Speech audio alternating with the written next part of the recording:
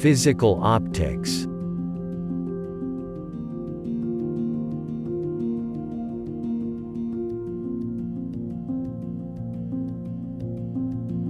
The knowledge of the outline is the most important, and it may be acquired through persistent practice.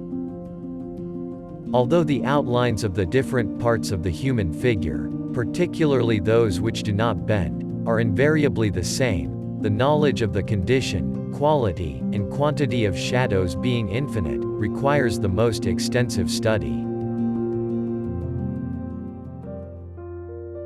Humane Science Masterclass by Leonardo da Vinci.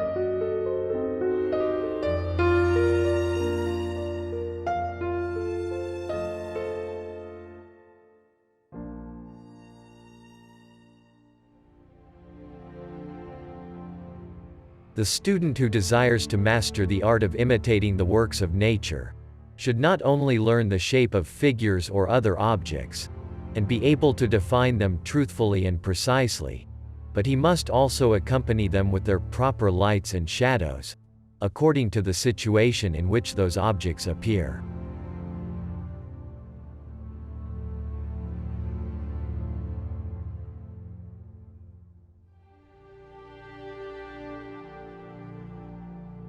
Shadow is not the absence of light, but merely the obstruction of the rays of a luminous source by an opaque body.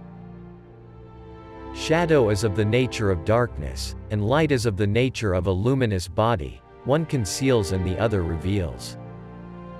They are always associated and inseparable with all objects. Shadow is a more powerful agent than light, as it can block and entirely strip bodies of their light, while light can never entirely expel shadow from an opaque body. Shadow stands between darkness and light, and it takes shape as their decreasing intensity.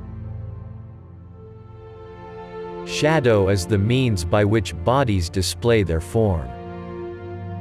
The forms of bodies could not be understood in detail without it.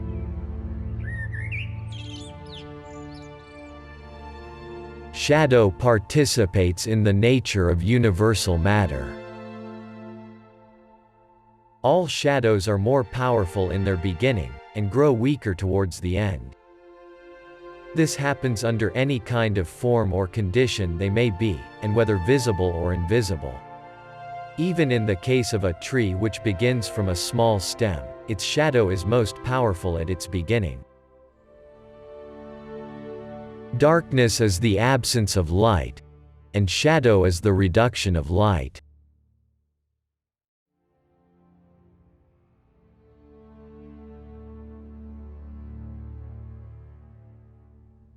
Light seems to chase away darkness, while shade appears as its obstruction.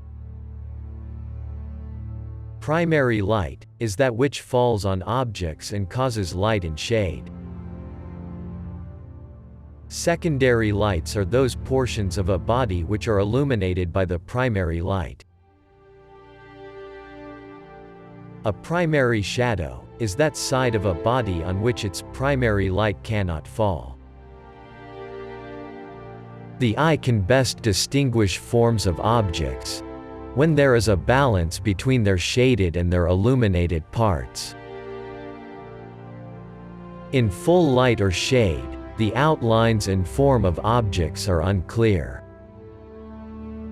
The object which is nearest to the light casts the largest shadow. The further you move the object from the light, the smaller will its shadow become.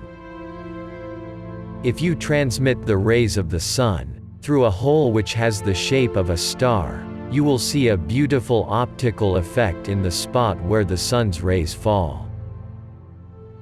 Light's rays converge in such a way that even the smallest hole and at a very long distance can't block the transmission of the true form of the luminous body causing them.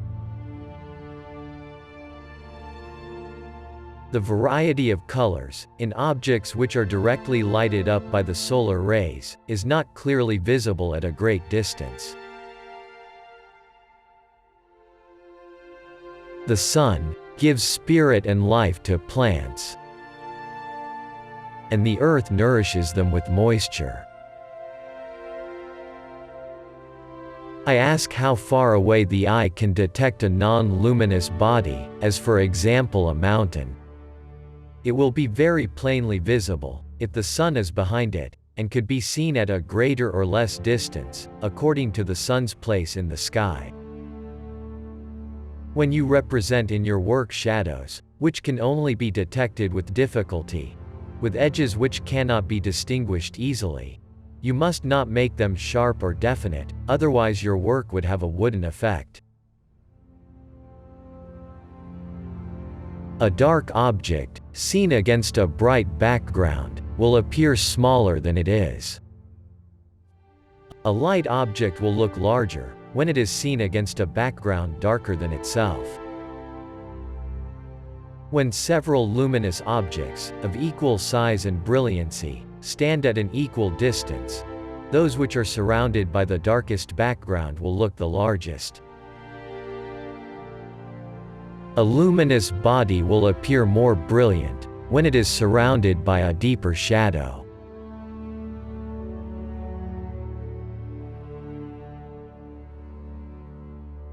Experience shows us that beyond the sky there must be darkness, and yet the atmosphere appears blue. If you position a piece of black velvet at a place where the sun does not shine on it, then you produce in front of it, and under the sun's rays, a small quantity of smoke from dry wood. You will see that all the smoke which is between the eye and the black velvet will appear in a beautiful blue color. On the other hand, if instead of the velvet you place a white cloth, make your smoke too thick, or too thin, you will not produce the perfection of that previous blue color. Hence a moderate amount of smoke produces the finest blue.